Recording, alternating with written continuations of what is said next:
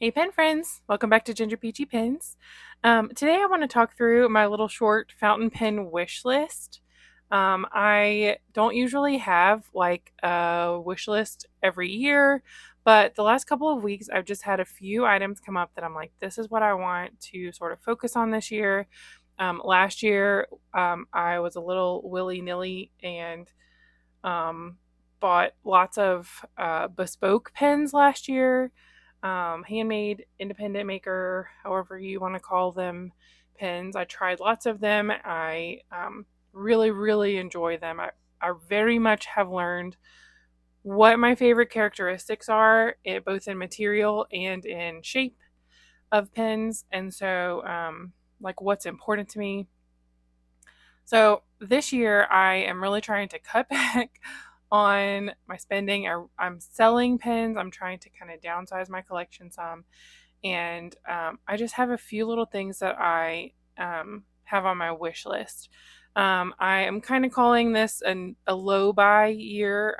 Trying not to do anything too official or restrictive because I don't operate well under giving myself rules. I just break them,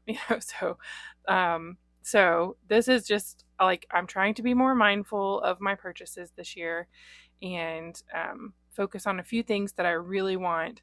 So if you see, if you can see some ink on my hands, which I know is not unusual for a fountain pen user, it's like under my nail here.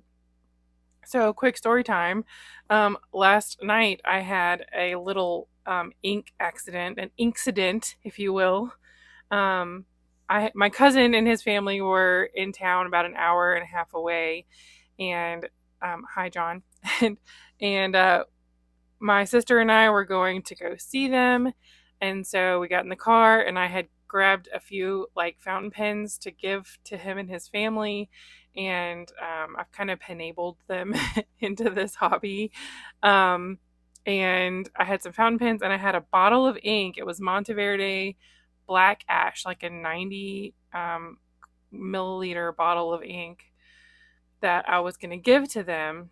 And I was trying to put everything in Ziploc bags because they're flying, so I knew they would need to put it in checked luggage. And I was going to put the bottle of ink into a Ziploc bag, and when I picked it up, I twisted the cap to like check to make sure it was closed, and suddenly I had black ink like squish out of the cap and all over my hands, and it's finally going away now, but I had black ink like across my hand here, on all my fingers, in my palm here, and like after my shower at work today. Well, I didn't shower at work. I mean, after I took a shower, even at work today, I still could see this black ink on my hands. So it's finally worn off. But that was an adventure. We had to pull over at a Sonic. We have like a Sonic you can eat inside. And I went inside and like was trying to get the ink off my shirt. I'll put a picture of my poor shirt, one of my favorite shirts. Um, and went in the Sonic and they had no paper towels, and like I was just trying to use soap and water and get as much ink off my hands and out of my shirt as I could, and ended up having to like put my shirt on the dryer on the vent in the car to try to get it dry before we got there. Thankfully I was wearing an undershirt, so like it was fine, but it was a big mess, and I'm not sure my shirt will ever recover.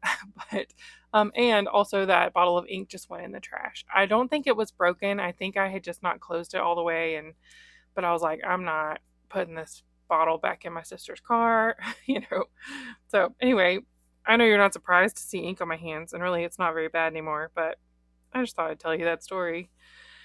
Um so, okay, let's get into it. So, I just have a few little things on my wish list. This is not to say that I won't buy anything else because I'm sure that I will, but I am trying to be more mindful. So, I won't keep harping on that. But, um, so number one on my wish list, and I'm going to put pictures here because they're things that I wish for, not that I have. But the first thing is the Esterbrook Esty in white.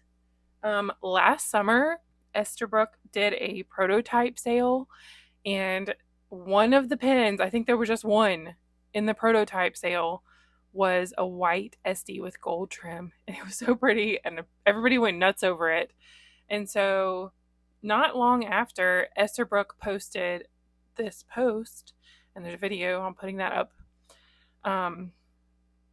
showing that and saying that they would release this pen in in winter 2024. So I am anticipating this white SD. I intend to add it to my collection. It's super pretty. So that is one thing that I wish for.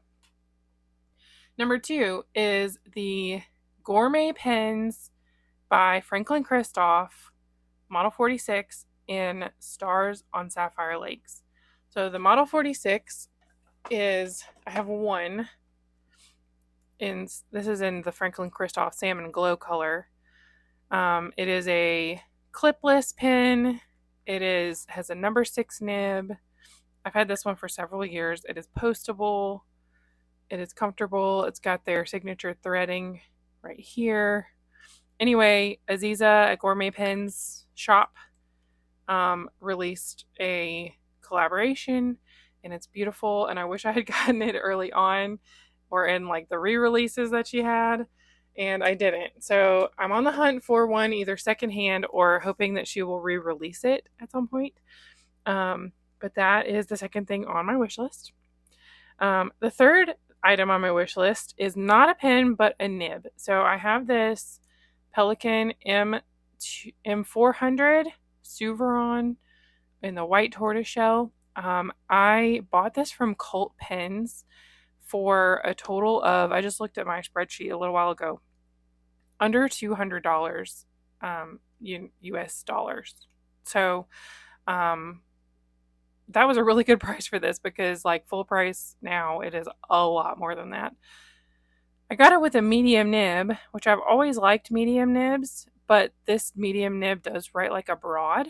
It's great. It's very smooth, and much of my pen journey I have liked broad nibs, but I'm currently enjoying more finer nibs. And so I would like not a pen but a nib. I would like a gold. So this pen has a 14 karat gold nib. It's not a stainless steel nib. It's a gold nib. And I'll show you how it writes a little bit.